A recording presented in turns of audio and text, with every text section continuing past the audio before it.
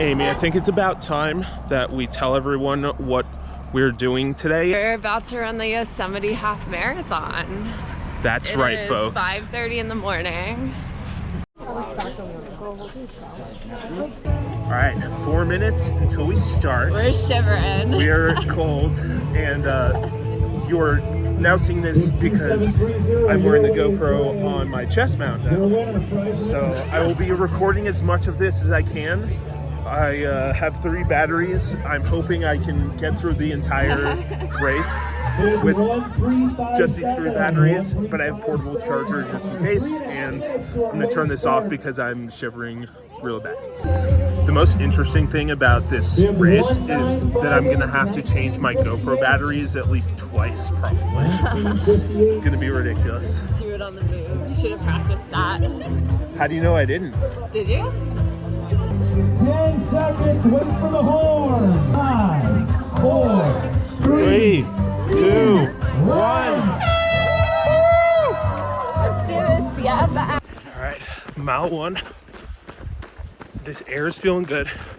First mile was a bit stressful because I couldn't get my watch to work, but it seems like they have some mile markers, so that's good. Mile 2, a little bit more uphill than mile 1, definitely feeling it more, also more rocky. All right, mile 3, we're passing by a water station and some porta potties.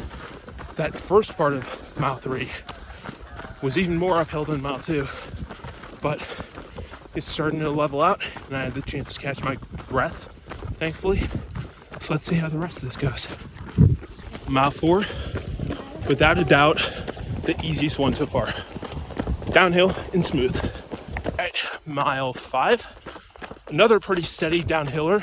Energy still feels pretty full, but you know, it's becoming a little bit more obvious that I need to pace myself a little bit to get through the rest of this. Another water and fruit station over here, around mile 5.2 or so. So we passed by some cones, but I didn't see a marking. So I wonder if we did mile 6, not totally sure. But if we did, that was a little bit tougher than 4 and 5. And it's on a paved road, a little bit more flat and uphill, so definitely a little bit more energy consuming. All right, we are at mile 7, more than halfway there. The first part of that mile was pretty awful. It's, as you can see, gotten a lot sunnier, and it's also probably risen in temperature by about 15 degrees. And we had a little uphill part, but the last quarter of that mile was a nice cool down. Also, my GoPro hasn't run out of battery yet, so this is a pretty good sign to be able to do this with maybe 1 spare battery, but I don't think I'll need 2 or the portable charger. First GoPro battery just died. We're at about 7.5 miles. I think we'll just make it to the finish line with GoPro battery number 2. Mile 8. This was another downhill mile, but the sun and the hard pavement are not playing as well with my body and my feet.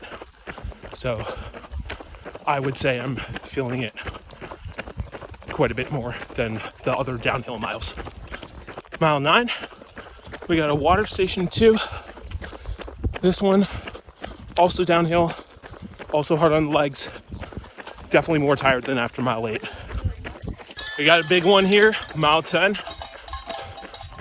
That last mile was still downhill, but a little less so. And there was a part towards the end that was pretty steep with some potholes in the road. I also think the downhill part is over because we got the lake right there. I don't think you can see it, but that is where the race ends.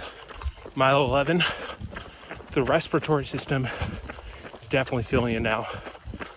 I'm also sweating way, way more. We got 2.1 left to go. Let's do it.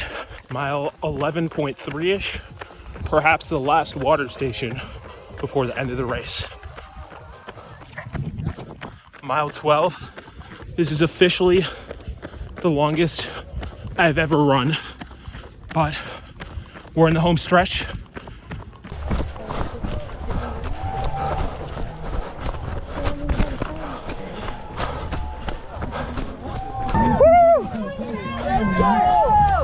Past the chocolate milk, past that water monster. On to additional hydration. Let's say hello to Audrey. 13.1. The Palmetto We're State done. bringing the heat. Hey, hey. Good work, dude. Thank you. Great job, man. Woo! Let's go! Let's go, baby! Let's bring in the 12-year-old finisher. Yeah, All right, now that the race is over, just one thing left to do: jump in the lake. Oh, that feels really good. Or rather, casually wade into the lake, because we've just run 13.1 miles. Yeah. So our reward for finishing the race is we don't have to move for a long time. Are you guys excited? Yeah, as the spectators, I'm sure you guys are extremely excited. Oh, this is immaculate. Yeah. So we are back from the half marathon, and you know, because of running said marathon, I think all of us decided to take it easier today. So no more national park stuff for the rest of the day. We did, in fact, go kayaking earlier today, which was fun, and we cooked some fried chicken and broccolini, but the rest of today has been a pretty chill experience, and we'll be back in Yosemite National Park tomorrow. Okay, so I imagine some of you guys probably have questions about how I ended up running a half marathon yesterday. I will be totally honest with you guys, behind the scenes, I was training for this marathon, and for the last month or so, I've been gradually going up from, I have been running pretty regularly in my city life. I'll typically run like 2 to 4 miles 2 or 3 times a week.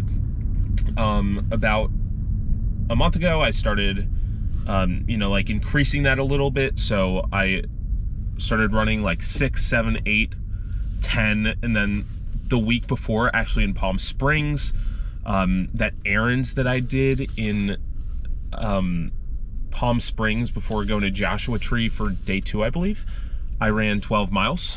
So yeah, I've kind of just been preparing for this behind the scenes. It has not been easy to pair that with this national parks tour, but you know, when you get the opportunity to run a half marathon at Yosemite, you don't turn that down. So I'm looking forward for the next week to not concentrate on this training though, and to concentrate more on just hitting these national parks.